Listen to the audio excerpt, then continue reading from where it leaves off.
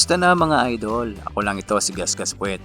Ngayong araw ay naimbitahan tayo ng presidente ng SAPCO sa gagawin nilang long ride na si Puku Puruan Loop. Kaya naman hindi tayo nagdalawang isip na sumama dahil ang ruta na ito ay masasabi kong pinakamahirap libutin dahil sa matatarik at mahahabang mga ahon dito sa Zamboanga. Kaya inyong saksihan mga idol ang aming nakakalaspag at masayang bike adventure.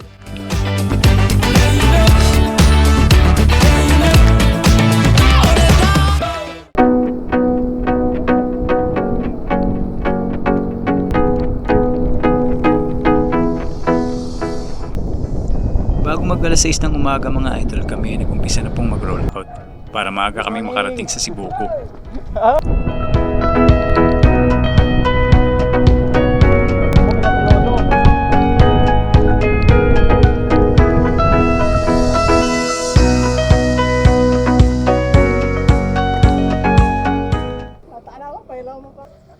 Pagdating namin ng Zamboanga Eco Zone, kami ay tumigil upang mag-regroup at antayin yung iba pa naming mga kasama.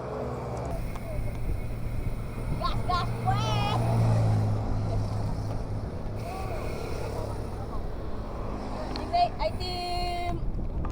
Shout Go out. for gold! Go for gold! Ano? Teammate, go for gold! Teke na go for gold! Pagkatapos namin mag-regroup ay tumuloy na kami sa aming biyahe hanggang sa kami ay makarating ng Labuan. At dito mga idol, muli po kaming nag-regroup. Goal! Flag, flag, flag! Ito ay mapersa na Zamboanga.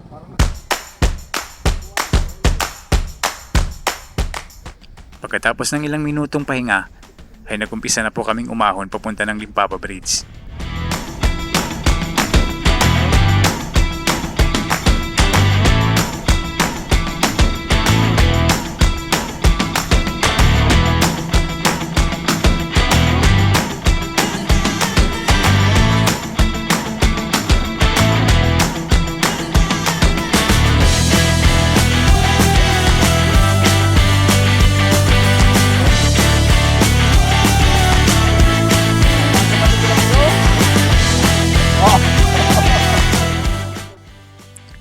Pagdating namin ng Limpapa Bridge mga idol, dito ay muli po kaming nag-regroup at hinantay namin ng iba pang mga kasama at ibang grupo para sabay-sabay naming aahunin ang daan papuntang Sibuko.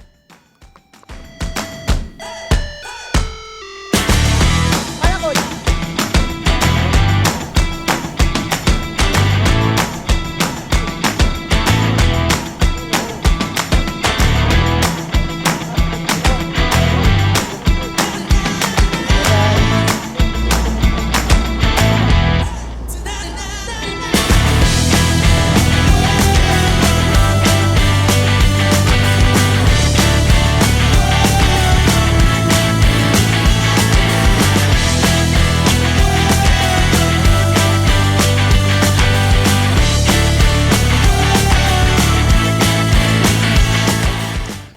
Mula dito mga idol ay nagumpisa na kaming nag-roll out papunta ng Sibuko.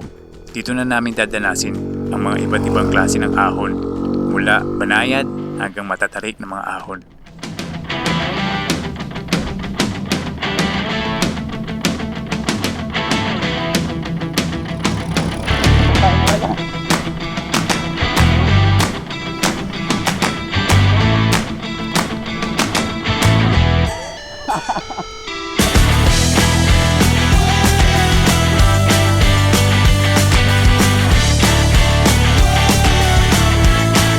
Kaway! Kaway! Kaway! Kaway! Kaway! Kaway! Kaway!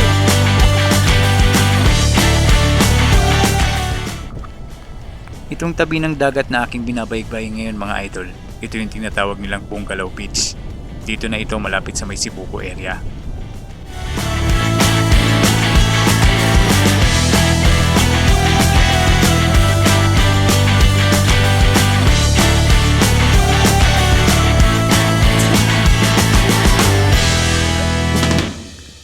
Sa mga oras na ito mga idol, medyo nakakaramdam na kami ng pagkagutom. Kaya naghahanap kami ng mga tindahan kung saan pwede kami mag-almusal dahil hindi pa kami kumakain sa mga oras na ito. Saktong-sakto itong nadaanan naming tindahan ay mayroong binibentang batchoy. Kaya pansamantala muna kaming tumigil at mag-almusal habang inaantay pa po namin yung iba naming mga kasama.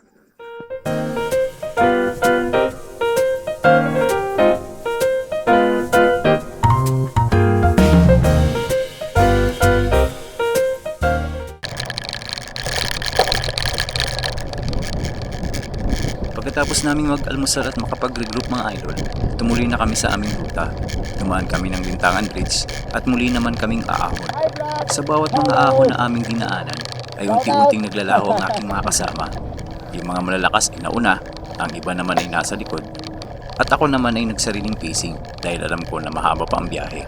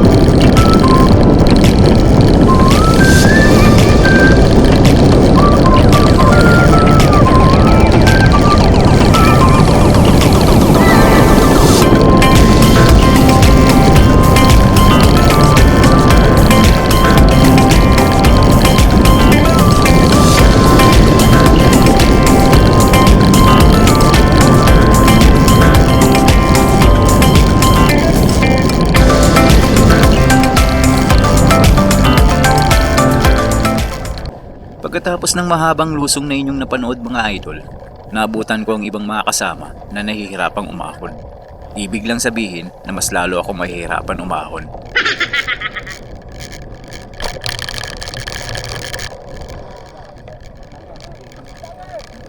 Hi guys. Shout out. Pagdating ng Paniran, muli kaming nagpahinga at nag-regroup at sabay-sabay kaming pumadyak papunta na Cebuco. Sa rutang ito mga idol ay maraming mga magagandang tanawin na pwede mong ipang reels, Instagram o pang emot-emot kung broken hearted ka. Balik tayo sa kalsada mga idol. Kasabayan natin ngayon ang mga malalakas na siklista dito sa Zamboanga City. May mga titulo at podium holder ang mga ito. Tayo certified gas-gas wet lang naman. No experience sa race at recreational cycling lang ang alam.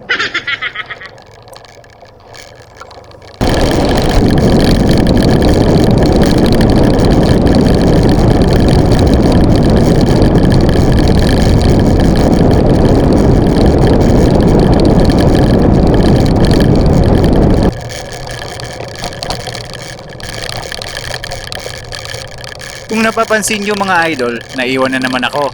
Pero huwag kayong mag-alala dahil sanay naman tayo sa solo ride. At alam ko, magkikita din kami sa Cebuco Municipal Hall para sa aming tanghalian.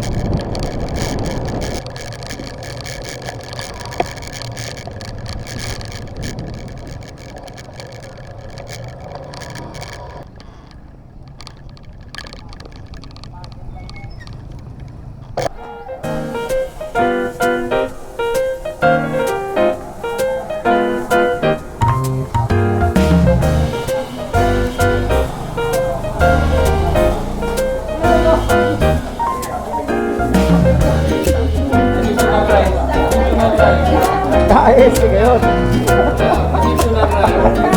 Yan talaga. Yan. Tanggalaspat yan, tanggalaspat.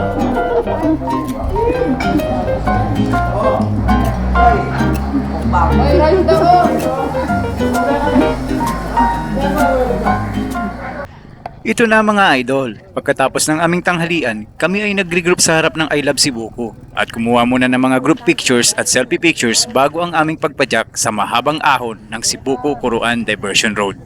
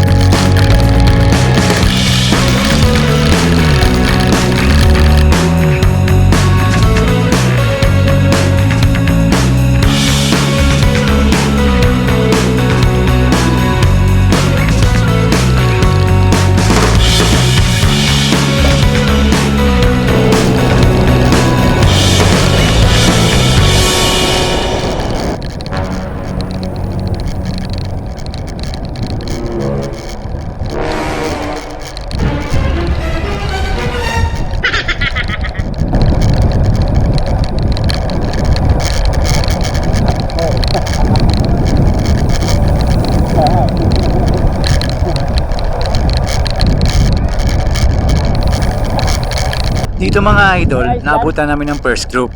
Papaalis na sila pero kami, papahinto pa lang.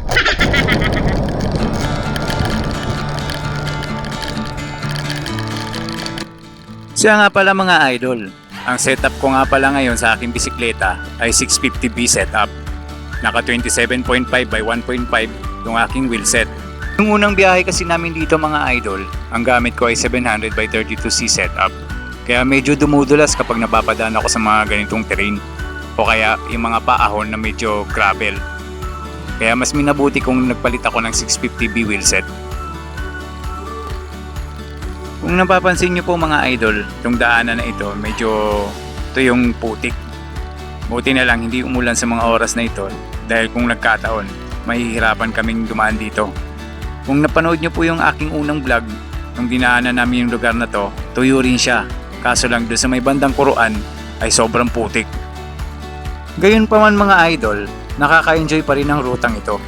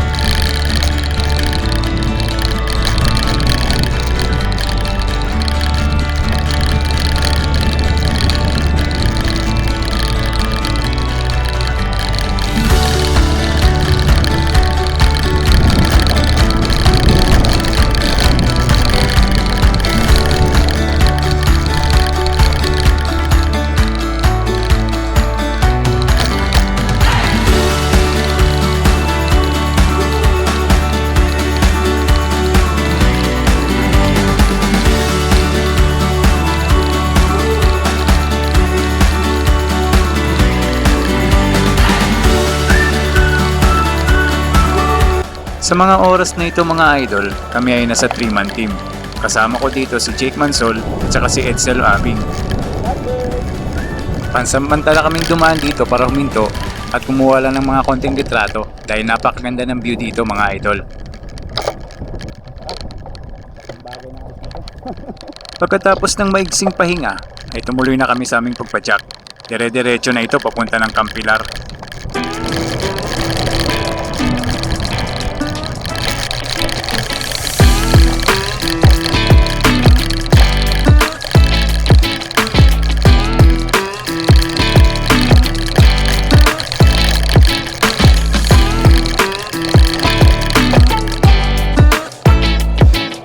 Sa mga oras na ito mga idol ay naabutan kami ng dalawang malakas na siklista. Ang isa dito ay si Prince. Nag-champion ito nung nakaraang 2020 race at ang isa naman ay hindi ko kilala. Pa-comment na ng iyong pangalan sa comment section. Magkasabay kaming 5 hanggang makarating ng Campilar. Dito, nagtatapos ang mahabang ahon ng Cebu-Kuruan Diversion Road.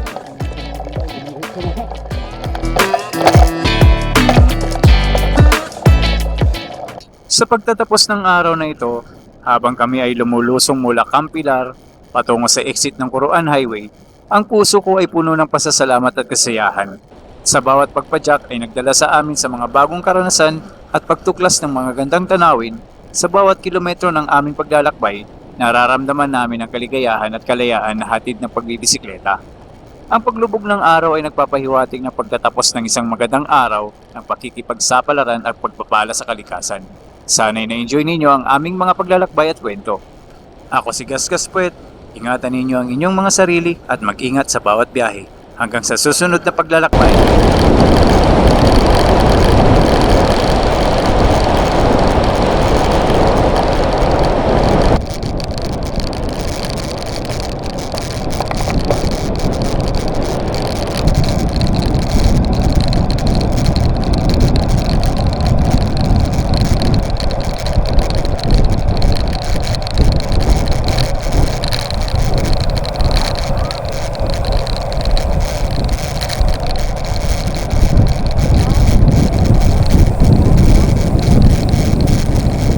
Shoutout pala kay Mark Lawrence Habagat. Ingat kayo dyan.